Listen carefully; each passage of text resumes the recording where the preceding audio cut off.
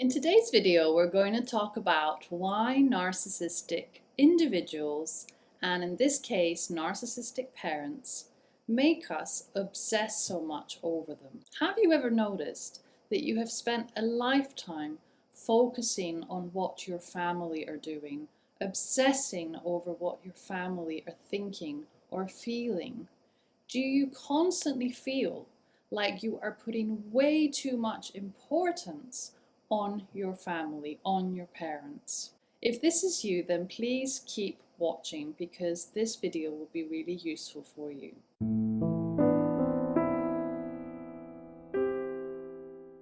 If you are new to my channel, welcome. Now, when I talk about obsessive compulsiveness in regards to narcissistic parents, what I mean is, do you find yourself constantly thinking about what your parents are going to say, what your parents are going to do? Are you constantly double checking whether you have done something right? Do you experience chronic self-doubt? Because when you grow up in a narcissistically abusive home with parents that are constantly gaslighting you and that are constantly second guessing everything you do or telling you that everything you do is wrong, it is only natural for you to then internalize this and find it very, very hard to trust yourself, to trust your thinking, to trust your decision making. It makes it incredibly hard for you to feel confident in your own choices, in your own ability to do things well. And when somebody gaslights us, tries to distort our reality, tells us the things are different, moves the goalposts to suit them, of course we're going to be left with this chronic instability in our thinking. We are plagued by nagging doubts, and this is a common result of narcissistic abuse. One of the most important things that we do when we've grown up in narcissistic homes is that we strive to do things perfectly because we believe that if we do this perfectly just this one time, maybe my parents will love me, maybe my parents will accept me. But because they are dissatisfied and they are impossible to please, we are never going to measure up. Every time we do something, we worry that it's not good enough. We worry that we haven't done it to the best of our ability. And we are always scared that something bad is going to happen.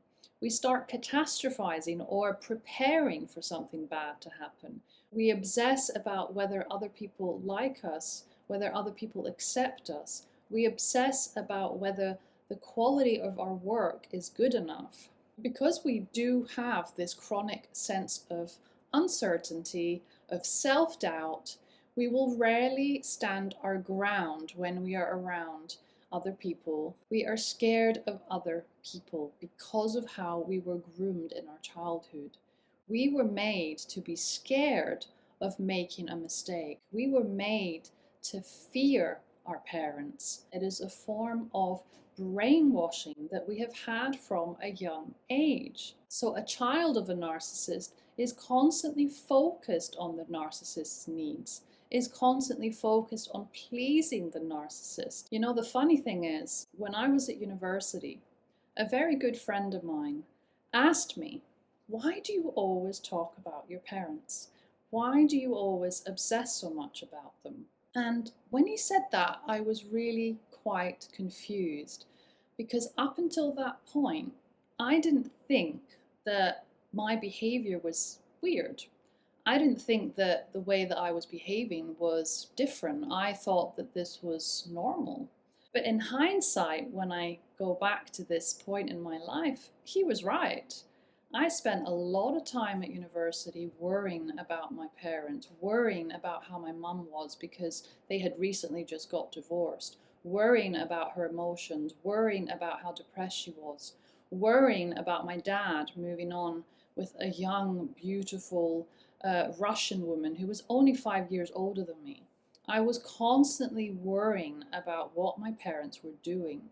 And I was so overly consumed by this that I wasn't able to focus when I was at university. I struggled with anxiety. I struggled with depression. And this is all a very normal response to having grown up with narcissistic parents. They create this constant feeling of fight or flight. You are always waiting for the next drama. You are always expecting something to go wrong. What is going to be the next phone call I get from mum? What is going to be the next argument they have that I'm going to have to hear about? What is the next thing that my mum's going to tell me on the phone about my dad? And vice versa. I was so focused on them. I wasn't living my life up until at least the age of 30, when I finally reached a point in my healing where I realized, you know what? It's time I put myself first. It's time that I stopped obsessing about them. It isn't easy to do that though when you've had a lifetime of abuse, a lifetime of being groomed into being a certain way. So we do obsess and we do worry and we do prepare for something bad to happen and we people please and we will say we're sorry when we're not because we're so scared of another person's reaction because of the way that we've been brought up. The problem is that when we have this constant self-doubt, we will end up wasting a big part of our lives worrying about these things. We will miss out on opportunities to grow. We will miss out on such good in our life because of this chronic self-doubt, this worry. We will say no to certain opportunities. If you had constant gaslighting, this is a normal reaction to this. If you were scapegoated by your parents, if it was always your fault, you will naturally always assume that it is your fault. You will be so scared to speak up in situations where you know you are right, but you are so afraid of the consequences because of how you were groomed. This takes a lot of courage to change.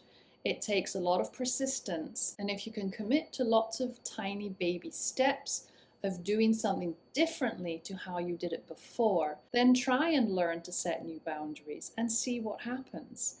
Ride that fear. Don't let the fear take over, because this was never the person that you were supposed to be. You were meant to be a lot more than this. So don't let your early life programming ruin this for you. You can keep trying. You can keep moving forward.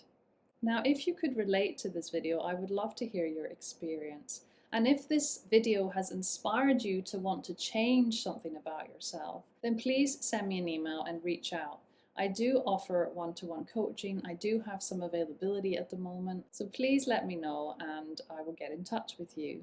Thank you so much, everyone, for listening and for watching today. Thank you so much for supporting this channel. And if you have anything at all that you would like me to discuss in a video, then please let me know in the comments below. Take care, and I will see you very soon.